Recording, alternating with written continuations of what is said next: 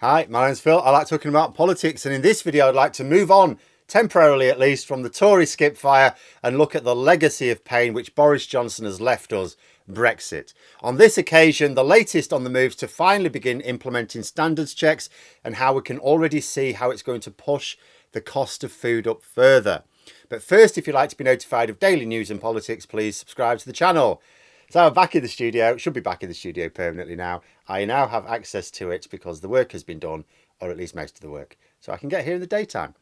But anyway, as well as making millions on the speech circuit since Johnson left Downing Street with his mess, it looks like he's going to be making a nice little earner from Rothermere's tawdry rag as well. So I guess he will be well protected against the legacy of food inflation that his misdeeds continue to leave us with. One of his supporters, apparently, in a weak attempt at sarcasm yesterday, suggested that maybe people would like to put Boris Johnson in the stocks and throw rotten food at him. Well, given that part of his legacy is to leave us as a country with more rotten food, he might as well as give us some good reason to use it. So actually, yes, I think that would be a very sensible solution. Boris Johnson, remember, being a man who reckoned that £250,000 a year was chicken feed. So I shudder to think how those on a tenth of that income are expected to cope with the food inflation that of course has already begun, but will also carry on merrily along long after Boris Johnson has gone. Our Brexit problems with food prices, see, right now we could maybe summarise them as being based on the following issues. The first, because producers cannot get enough workers in this country, we cannot as a nation produce as much as we did. The most visible consequence of this has been fruit and veg left rotting in the fields because they couldn't get the workers to harvest them, farmers subsequently planting less the following year. But it's also been evident throughout the food supply chain, just not as visible. And as a result of this, we need to import more food in. Secondly, bringing food in is not only working against the balance of trade, but we're also vulnerable to a weaker pound. And although, I don't think the pound has fallen as much against the euro as it has the dollar since the 2016 referendum, it's still lower, which means overall higher costs of European food imports. And that's without even considering the problems with transport. And also bear in mind, it's not just that we get our food either from Britain or Europe. We did get a fair amount from elsewhere where we'll be trading in dollars, where it's even more expensive. As a result of critical shortage of drivers, though, we come to like logistics. See, we can't actually get food deliveries as easily or as regularly as we used to, which means more food arrives when it arrives on the shelf in less fresh condition. You cannot fail to have noticed this if you are in charge of the shopping for your household. And that, of course, means more food goes off because some of that food, even when you've bought it, is going off.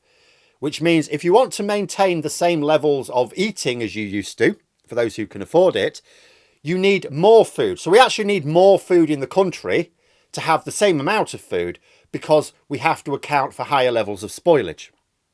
And then we have the non-Brexit but just general Tory pressures on food prices because the government prioritised corporate profits over the good of the country.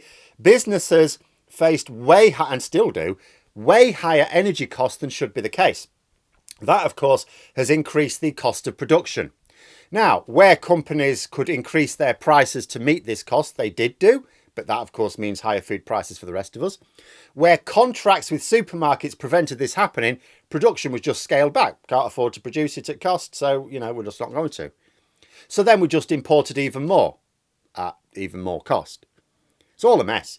And this is just the situation now. This is just now. Because Brexit isn't done yet. We haven't yet applied standards controls to EU imports. We need to, because it's a huge unpoliced hole in our trade border. It's all right, Nigel Farage shouted at the sea at people he can see. What about what we can't see? What about the real hole in our border? Not having standards controls means that unfit for consumption food is coming into the country all the time. We know this because last year HMRC carried out a little trial of a weekend where they actually did do checks, and oh my goodness me. And that's happening all the time because there are no checks. We risk importing a serious animal disease. We are also weakening our hand for future EU negotiations because the way you negotiate with another market is to say, well, I'll tell you what, We would like greater access into your market, please. Okay, what are you going to give us? Well, we'll give you greater access into our market. You're already giving us free access to your market. Massive hole in your trade border. We're just wheeling things through. We have no negotiating position at the moment. So we need to apply standards controls. But can we afford them? The government have delayed them time after time, but now says it's ready to go. Health certificates are coming in this autumn, inspections next year, followed by full controls later next year. European businesses have, of course, been saying that they're not ready for the changes. Brexiteers will no doubt respond with diddums, without realising that this is not a case of the shoe being on the other foot. British businesses were not ready for the EU controls at the start of 2021, but had no option. If they couldn't get themselves in a position to export, they simply lost that business, as many did. There were no other alternative customers to be won. The same is not true, to the same extent, for EU exporters. Many will see the hassle as too much trouble and simply cut off the relatively small British market. After all, they've got the rest of Europe to sell to. In addition, they're less likely to absorb the costs themselves. See, a British exporter often had to take the hit on most of the costs, the extra costs of exporting, because it's the only way to remain competitive. If they try and charge their French or Belgian or Dutch customers extra to cover the costs of Brexit, they'll just go, no, we'll just buy the domestic stuff, thank you very much. Now, that means the businesses in this country having to absorb those costs means lower profits, which means lower tax revenues, which means the government have to raise taxes. The government raised taxes, of course. But a European exporter is way more likely to say, look, we can cope with the system. We will be able to manage with the system, but our prices are going up in order to compensate because we're not going out of pocket for it. And that's the ones, as I say, who look at their business model and decide that they can. There'll be some who will look at their business model and go, actually, it's a really small percentage going to Britain. It's a lot of hassle. And we might even have to take on extra staff to deal with this. Yeah, this isn't worth it. Because British businesses have no choice. The government pulled us out of the large single market and have now made them a third country with respect to everyone. This is not the case for EU countries. They are still in the EU. They are still in the single market. They are used to exporting without the need for paperwork other than a dispatch note and invoice, unless they also happen to export to other third countries. Because for many of them, it will simply not be worth having to learn how to trade internationally, because that's what being in the single market did. It meant that you could export to other countries without actually knowing how to export to other countries, because it didn't matter. You didn't have to do all the usual paperwork. So there'll be businesses who are just like, oh, we export all over Europe. Oh, so you know how to trade internationally then? No. And and they look at this and they go, well, the British customers are 5% of our business. This is a lot of extra hassle, a lot of extra costs. I think we can do without it. And it's already been reported that this will hit smaller businesses in Europe the most. We know that because Brexit hit smaller businesses in Britain the most. That means that we will do without their goods altogether. The consequence of full standards controls will be pretty much only being able to import by the lorry load from the largest companies. So lots of niche food will just go from our shelves. Or maybe just come in as Christmas treats where the demand might be high enough for a one-off. And another factor to consider is we're doing this, the timing's beautiful with Brexit. Everything to do with Brexit has just also been wrong policy at absolutely the wrong time. Because we're doing this at the same time as Russia's war in Europe has already hit food supplies.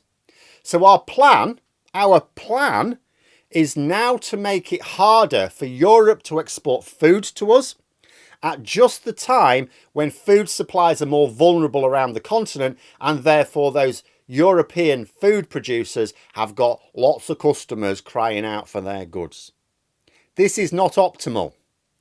But another bit of unwelcome news doing the rounds is that the government will be applying inspection charges to every consignment of food coming in from the EU, up to about £43, I believe it is.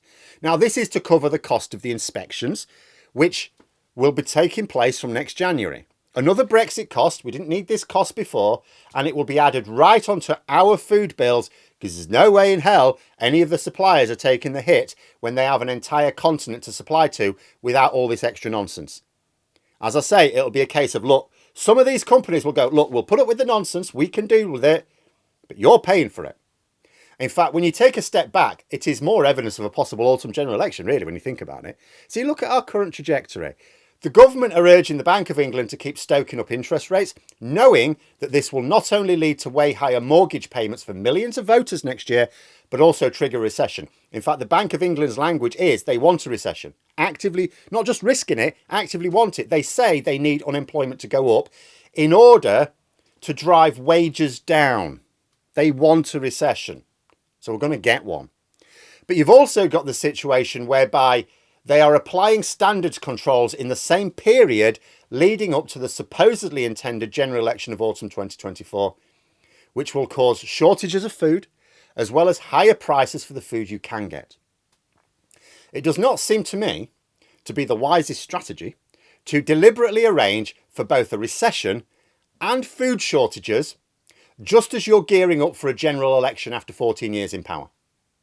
Unless, of course, the government do go to the polls this autumn, leaving the mortgage debt bomb, the recession and the food shortages for Labour to deal with in the new year. I'm not saying I think the government are very likely to have an election based on this year.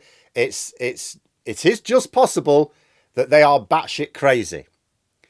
But it does add to the credibility of a snap election, doesn't it?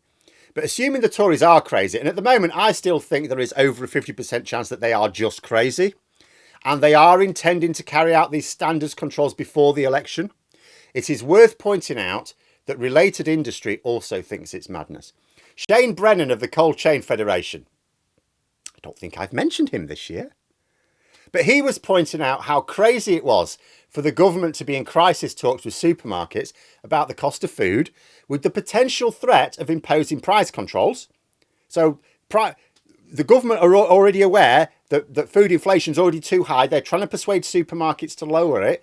They're threatening price controls. I don't think they'll apply them, but who knows. But at the same time, they're implementing policies which is going to drive up the cost of food.